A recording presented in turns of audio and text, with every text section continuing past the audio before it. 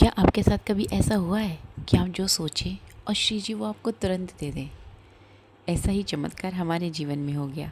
शाम को बैठे बैठे हम सोच रहे थे, श्री जी प्लीज़ हमें वृंदावन बुला लो, हम अधमों पे थोड़ी सी कृपा कर दो। और सुबह 3:30 बजे आँख खुलती है और ख्याल आता है कि चलो वृंदावन चला जाए।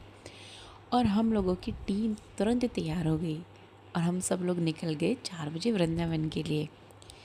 जीवन का इतना आनंद जहाँ पे हमारी भोर होती है बरसाने में और सूर्यास्त होता है वृंदावन में।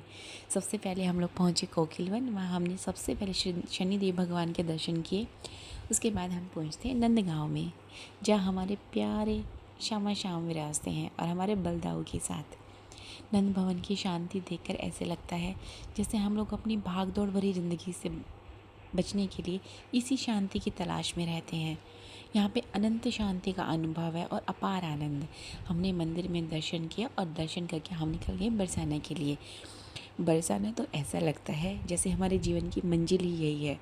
बरसाना के तो जैसे ही बोर्ड दिखता ना बरसाना, ऐसे लगता है कि बस ऐसी कोई श्री जी हमें शक्ति दे दे कि हम एकदम से अदृश्य हो जाएं और उनके सामने प्रकट हो जाएं। और यहाँ प्यारी श्यामा जू के दर्शन करने के बाद ऐसे लगता है कोई थकान नहीं, कोई दुख नहीं, कोई दर्द नहीं।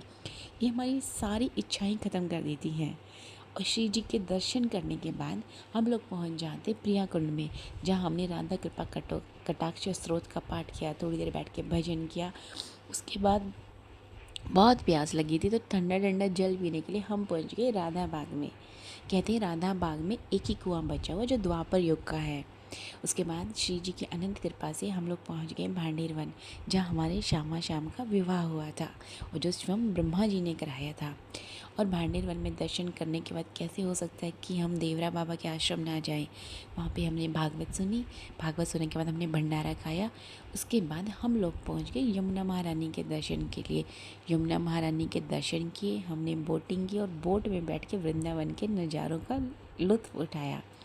और महारानी जी के दर्शन करके फिर हम लोग पहुंच गए हमारे प्यारे ठाकुर श्री राधा वल्लभ जी के दर्शन करने के लिए। ऐसा मन करता है इनकी छवि को देखते रहो, निहारते रहो और नज़र उतारते रहो।